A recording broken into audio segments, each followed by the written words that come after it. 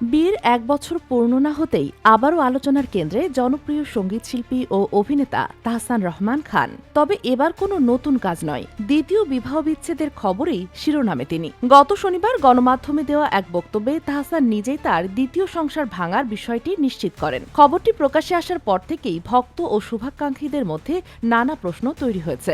ঘনিষ্ঠ সূত্রের বরাতে জানা গেছে, বিয়ের পর তাহসান ও রোজার একসঙ্গে থাকার সময় ছিল তুলনামূলকভাবে কম। গত বছরের সেপ্টেম্বর মাসে অস্ট্রেলিয়ায় সঙ্গীত সফরে যাওয়ার আগেই তারা আলাদা থেকেছিলেন।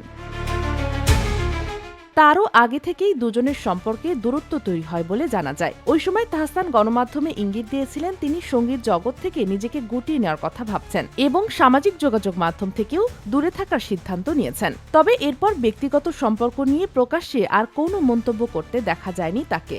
পরিচিত জনদের ভাষ্য অনুযায়ী বিয়ের পর দুজনের জীবন দর্শন ও প্রত্যাশার পার্থক্য ধীরে ধীরে স্পষ্ট হয়ে ওঠে। তাহসান চেয়েছিলেন আরও ব্যক্তিগত ও নিরিবিলি জীবন। সংসারকে অগ্রাধিকার দিয়ে তিনি বিনোদন অঙ্গন ও সামাজিক যোগাযোগ মাধ্যম থেকে নিজেকে দূরে সরিয়ে নেন।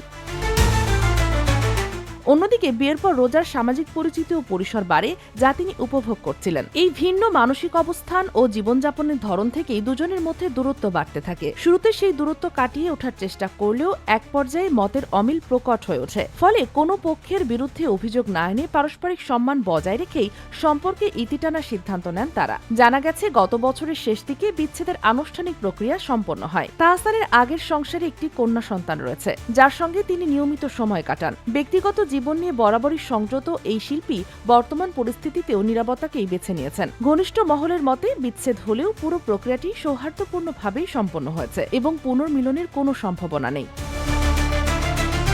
Sheikh Masuma, daily our, Bangladesh.